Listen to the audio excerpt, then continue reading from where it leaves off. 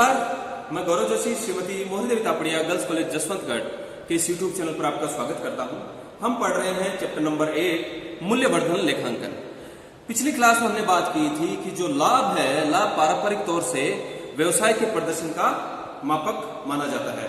लाभों के आधार पर ही किसी व्यवसाय को आंका जाता है, देखा जाता है कि व्यवसाय की स्थिति क्या है। लेकिन पिछले कुछ दशकों में हाल ही में एक नई अवधारणा विकसित हुई है जिसको वैल्यू एडेड या मूल्यवर्धन कहा जाता है। मूल्यवर्धन या वैल्यू एडेड। लाभ ज्ञात करने के लिए हम क्या करते हैं कि लाभ ज्ञात करने के लिए आय में से जो भी विक्रय से आय प्राप्त हुई है या फिर जो गैर व्यापारिक आय है या सेवाएं प्रदान करने से आय हुई है, उस पूरी कुल आय में से जो व्यवसाय के संबंध में जो भी खर्चे हैं उन खर्चों को घटा दिया जाता है और ऋण पत्रधारियों को, ऋणदाताओं को जो भी ब्याज चुकाना है वो ब्याज का भुगतान कर दिया जाता है, सरकार को कर चुका दिया जाता है, संपत्तियों पर ह्रास लगा दिया जाता है और कर्मचारियों को, मजदूरों को उनका पारिश्रमिक का भुगतान कर दिया जाता है। इस प्रकार से जो राशि शेष बचती है वो लाभ कहलाती है और उस लाभ का संबंध केवल अंशधारियों से होता है और लाभों में से अंशधारियों को लाभांश का भुगतान कर दिया जाता है और शेष राशि जो है व्यवसाय के पास संचय के रूप में रख ली जाती है।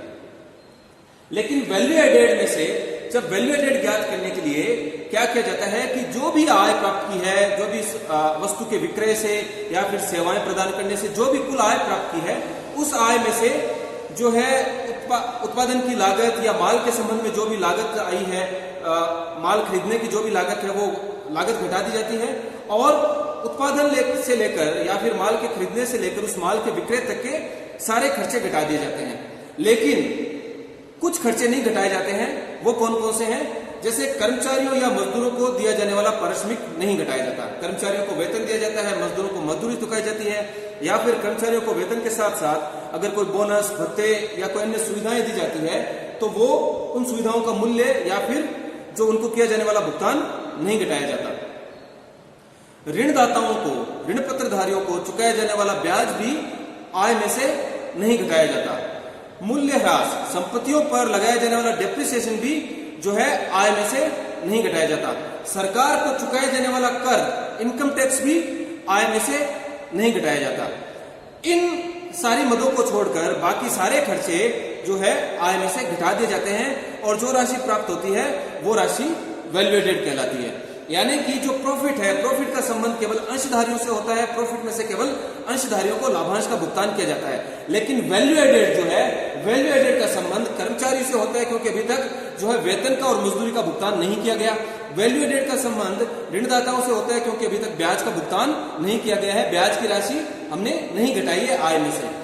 और वैल्यू एडेड का संबंध सरकार से होता है क्योंकि अभी तक हमने टैक्स का भुगतान नहीं किया। वैल्यू एडेड में से अभी भी जो है संपत्तियों पर ह्रास नहीं घटाया गया, अभी तक इसमें डेप्रिसिएशन शामिल है और वैल्यू एडेड का संबंध अंशधारियों से तो है ही क्योंकि अभी तक लाभांश का भुगतान नहीं किया गया है। तो इस प्रकार वैल्यू एडेड की राशि ज्ञात की जाती है और वैल्यू एडेड की राशि ही व्यवसाय की वास्तविक स्थिति दर्शाती है, न कि लाभ। अगर व्यवसाय लाभ ना भी कमाए लेकिन अगर कुछ मूल्यवर्धन अर्जित कर रहा है तो भी व्यवसाय जो है उद्योग में टिका रह सकता है, बाजार में टिका रह सकता है।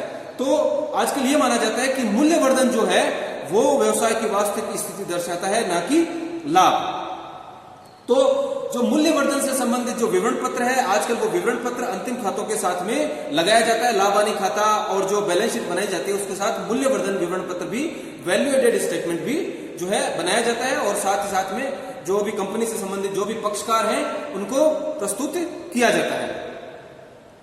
तो वैल्यू एडेड ज्ञात करने के लिए या फिर जो इस चैप्टर में हम पहले वैल्यू एडेड ज्ञात करेंगे कि किस प्रकार वैल्यू एडेड का जनरेशन हुआ, किस प्रकार हमने वैल्यू एडेड प्राप्त की, किस प्रकार वैल्यू एडेड की गणना की और फिर उस वैल्यू एडेड का क्या उपयोग किया, यही इस वैल्यू एडेड स्टेटमेंट में जो है दर्शाया जाता है। तो क्वेश्चन है, एक क्वेश्चन दिया गया है हमको, संक्षिप्त लाभ हानि खाता निम्न प्रकार है। पहले लाभ हानि खाता दिया गया है, आय और व्यय के संबंध में आंकड़े दिए गए हैं। सेल्स दी गई है 2 करोड़ 60 लाख की। कॉस्ट ऑफ गुड्स सोल्ड, जो माल बेचा गया उसकी लागत है 1 करोड़ 68 लाख रुपए की। ग्रोस प्रॉफिट हुआ है 92 लाख रुपए का। लेस ग्रोस प्रॉफिट में से ऑफिस के, प्रशासन के, विक्रय के और वितरण के खर्चे 48 लाख रुपए के घटाए गए हैं। तो net profit before tax and interest प्राप्त हुआ है 44 लाख रुपए का। इंटरेस्ट जो है 7,20,000 का चुकाया गया है और इंटरेस्ट घटाने के बाद में नेट प्रॉफिट बिफोर टैक्स प्राप्त होता है 36,80,000 रुपए का। 36,80,000 में से जो है इनकम टैक्स घटाया गया है 15,20,000 का, उसके बाद नेट प्रॉफिट आफ्टर टैक्स प्राप्त हुआ 21,60,000 का। नेट प्रॉफिट में नॉन ट्रेडिंग इनकम ऐड करी गई है 3,60,000 की, और जो प्रॉफिट है अंशधारियों के लिए उपलब्ध है या वितरण के लिए जो प्रॉफिट उपलब्ध है वो आता है 25,20,000 का। और जो डिविडेंड चुकाया गया है या डिविडेंड जो चुकाया जाने वाला है पेबल है वो है 8,40,000 का। अंशधारियों को लाभांश दिया जाएगा या फिर चुका दिया गया है 8,40,000 का। मूल्यवर्धन विवरण हमको तैयार करना है इन आंकड़ों के आधार पर। अच्छा, जो ये खर्चे हैं, ये जो खर्चे हैं कॉस्ट ऑफ गुड्स सोल्ड, जो लागत आई है बिक्री किए गए माल की लागत है या फिर जो ऑफिस के विक्रय और वितरण के जो खर्चे हैं, इन सारे खर्चों का विश्लेषण, इन सारे खर्चों का ब्रेकअप हमको दिया गया है कि किस किस प्रकार के ये खर्चे एक साथ दिखाए गए हैं यहाँ पर 1,68,00,000 रुपए के। लेकिन इस 1,68,00,000 में क्या क्या शामिल है तो हम देखते हैं। Analysis of cost of goods sold लिखा हुआ है कि विश्लेषण किया गया है कॉस्ट ऑफ गुड्स सोल्ड का। क्या क्या है इसके अंदर? इस 1,68,00,000 के अंदर 40% सामग्री का खर्चा शामिल है, वेजेज मजदूरी है 150% की, इसके अंदर डेप्रिसिएशन है 4% और इसके अंदर बिजली इलेक्ट्रिसिटी के खर्चे हैं 6% के। यानी कि कुल 100% में से 40% मटेरियल है, 50% वेजेज का खर्चा है, डेप्रिसिएशन है 4% और इलेक्ट्रिसिटी है 6% की। इसके बाद analysis of selling and distribution और ऑफिस और एडमिनिस्ट्रेशन ओवरहेड या जो एक्सपेंसेस है उनका विश्लेषण भी दिया गया। इन 48 लाख का ब्रेकअप दिया गया है कि 47 लाख में 60% वेतन है, पोस्टेज और अन्य खर्चे, स्टेशनरी प्रिंटिंग के खर्चे जो है 15% है, रेंट, इंश्योरेंस, ये सारे खर्चे 20% है और डेप्रिसिएशन इसमें 5% शामिल है। ये जो खर्चों का ब्रेकअप दिया गया है, किस प्रकार से ये खर्चे हुए हैं, इन खर्चों में क्या क्या शामिल है, ये हमको दी गई है। अब हमको जो है वैल्यू एडेड स्टेटमेंट तैयार करना है, जो कि हमारा क्वेश्चन है। वैल्यू एडेड स्टेटमेंट हम रिपोर्ट फॉर्म में तैयार करेंगे। वैल्यू एडेड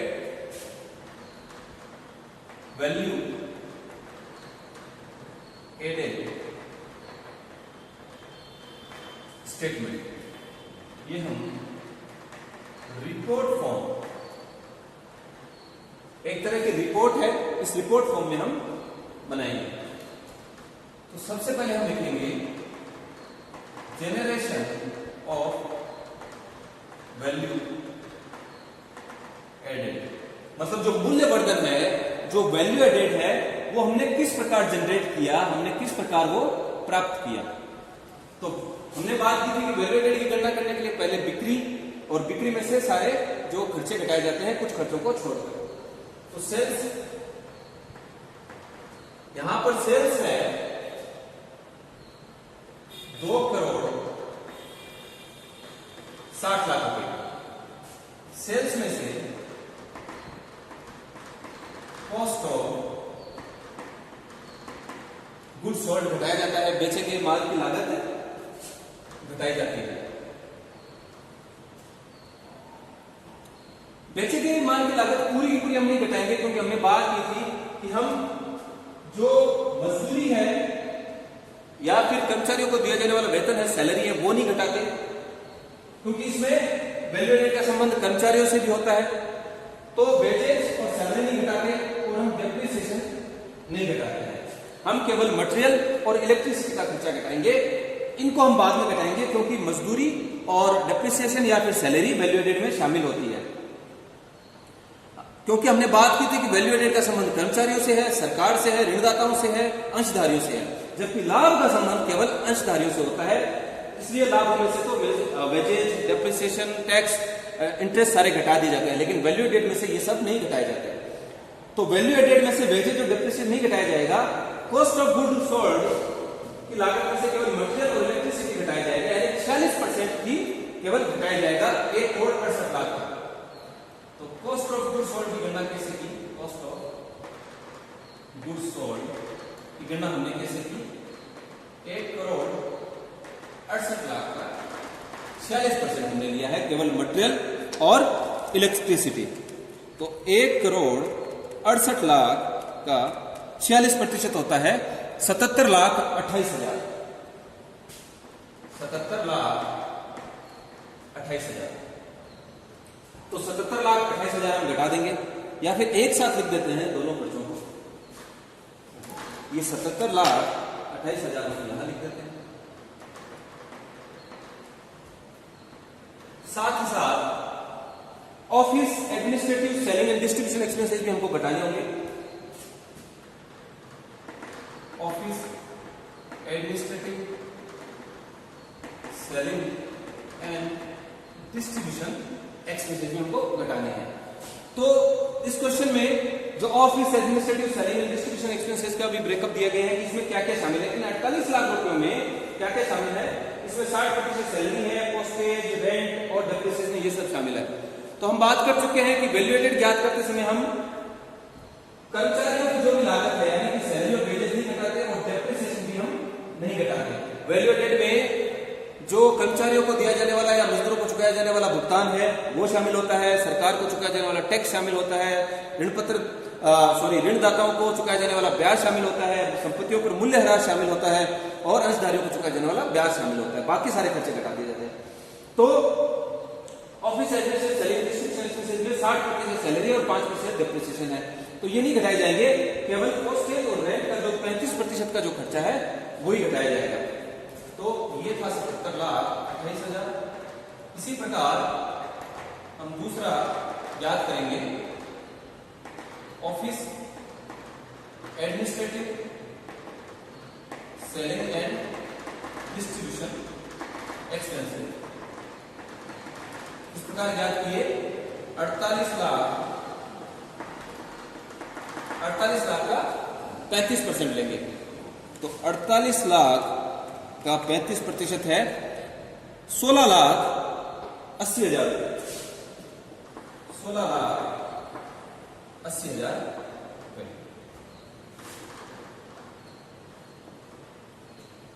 तो 16,80,000 यहां पर लिख देंगे और ये दोनों खर्चे एक साथ घटा देंगे, 16,80,000 और 77,28,000। ये आ रहा है 94,08,000।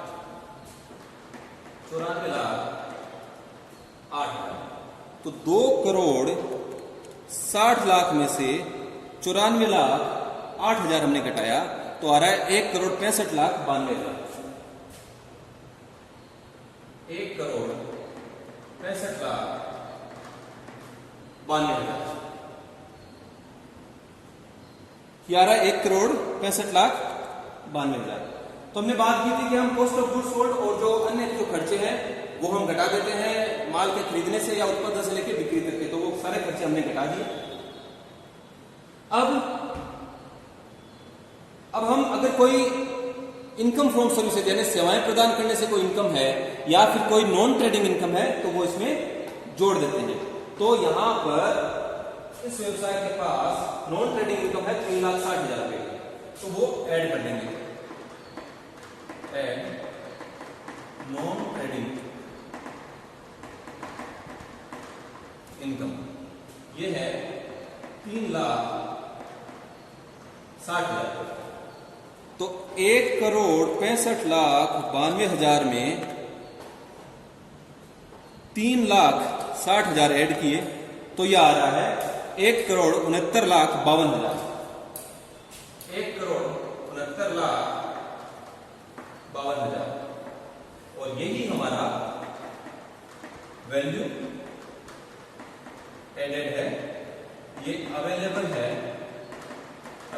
For application.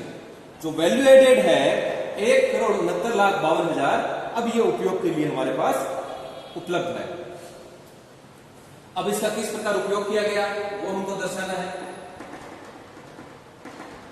Application of value added. तो जो संस्थाएं हैं जो कंपनियां हैं वो ये दर्शाती है कि किस प्रकार हमने वैल्यू एडेड प्राप्त की, किस प्रकार हमने वैल्यू एडेड जनरेट की, एक प्रारूप के रूप में दर्शाती है अंतिम खातों के साथ, और इस वैल्यू एडेड का हमने किस प्रकार उपयोग किया वो दर्शाया जाता है। तो इस वैल्यू एडेड का उपयोग कैसे किया, एक तो पेमेंट टू एम्प्लॉइज को हमने भुगतान किया। इसमें जो है कर्मचारियों को दिया गया वेतन या मजदूरों को चुकाई जाने वाली मजदूरी भी शामिल होती है, वो नहीं घटाया जाता। देखिए यहाँ पे अंतर आ रहा है, हमारे पास वैल्यू एडेड है 1,69,52,000 की, जबकि प्रॉफिट है 25,20,000 की, क्योंकि इसमें से बाकी के कुछ खर्चे घटे हुए नहीं है। तो अब इसका उपयोग कैसे किया जाता है वैल्यू एडेड का? तो सबसे पहले हम कर्मचारियों को भुगतान कर देते हैं। तो कर्मचारियों को कितना भुगतान किया जाएगा वो हम ज्ञात करेंगे। पेमेंट टू एम्प्लॉइज कैसे भुगतान किया जाएगा? एक तो वेजेज है 50%, इसमें कॉस्ट ऑफ गुड्स सोल्ड में शामिल है, और दूसरा सैलरी है 60% office administrative selling and distribution expenses में शामिल है। तो इन दोनों का योग ही पेमेंट टू एम्प्लॉइज होगा। तो पहला होगा 1,68,00,000 जो है कॉस्ट ऑफ गुड्स सोल्ड, उसमें 50% वेजेस शामिल है, तो इसका 50% ले लेंगे। और दूसरा 48 लाख का 60% ले लेंगे। 48 लाख में 60% वेतन शामिल है, तो 1,68,00,000 का 50% जो वेजेस है वो बनता है 84 लाख रुपए। यह आ रहा है 84 लाख रुपए। और 48 लाख का 60% सैलरी है 28,80,000 रुपए। 28,80,000 रुपए। और इन दोनों का अगर टोटल किया जाए 84 लाख प्लस 28,80,000, तो पेमेंट टू एम्प्लॉय कितना बनता है? 28,80,000 प्लस 84 लाख, तो ये बनता है 1,12,80,000। 1,12,80,000। तो पेमेंट टू एम्प्लॉय होगा 1,12,80,000 रुपए।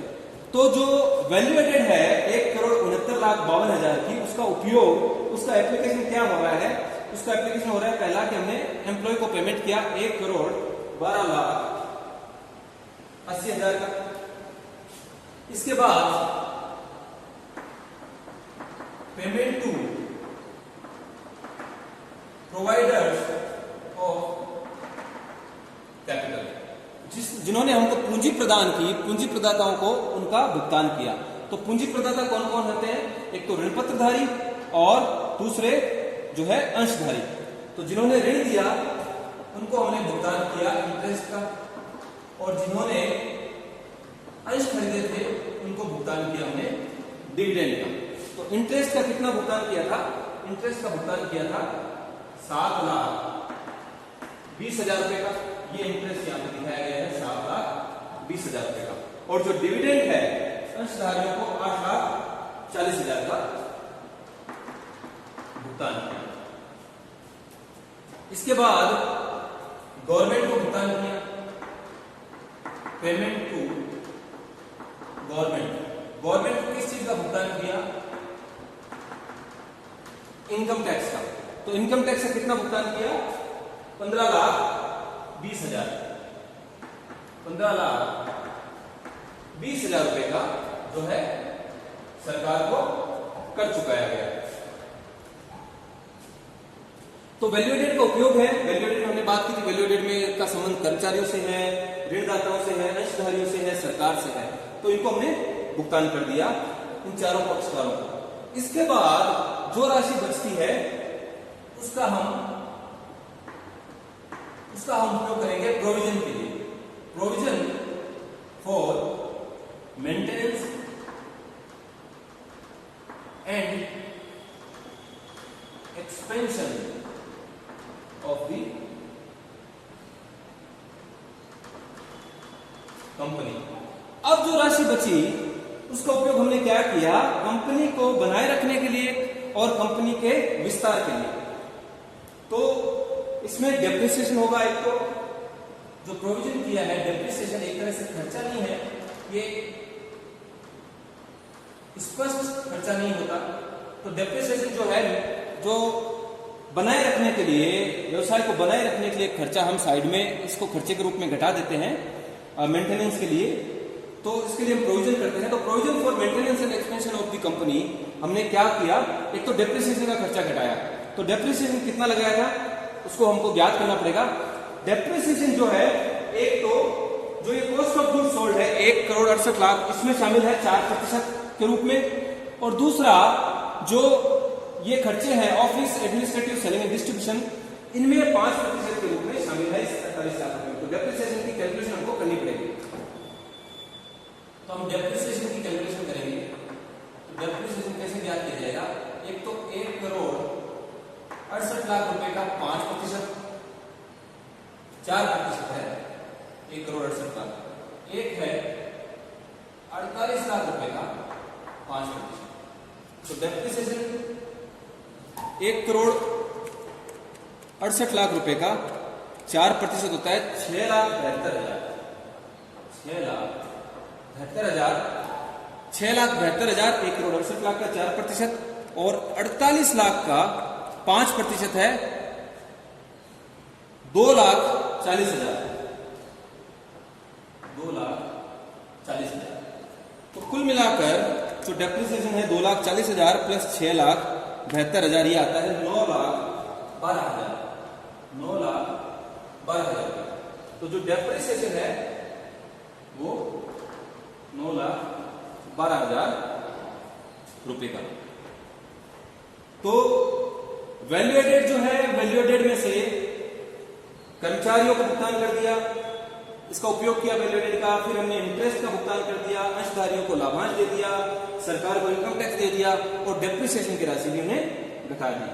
अब जो बाकी बची हुई राशि है वो कंपनी अपने पास पुनर्विनियोग के लिए संचयों के रूप में अपने पास रिटेन कर लेती है उस अर्निंग को।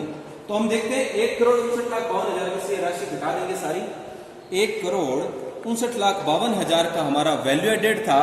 इस वैल्यू एडेड में से 1,12,80,000 पेमेंट टू एम्प्लॉय माइनस कर दिया, फिर 7,20,000 का इंटरेस्ट माइनस कर दिया, फिर 8,40,000 का जो हमने डिविडेंड चुकाया था वो माइनस कर दिया, फिर 15,20,000 का जो टैक्स चुकाया था वो हमने माइनस कर दिया, फिर बचा हमारे पास 25,92,000।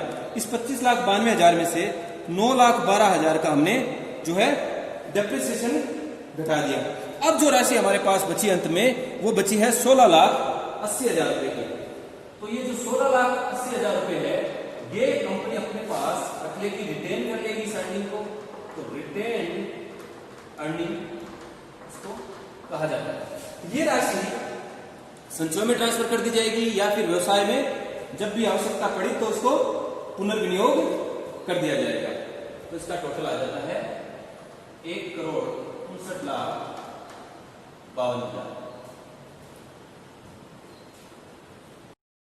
तो आज की क्लास में हमने वैल्यू एडेड से संबंधित एक प्रैक्टिकल क्वेश्चन सोल्व करके देखा। मैं आशा करता हूं कि आपको ये क्वेश्चन अच्छे से समझ में आया होगा। इस वीडियो को लाइक कीजिए, शेयर कीजिए, हमारे YouTube चैनल को सब्सक्राइब कीजिए। धन्यवाद।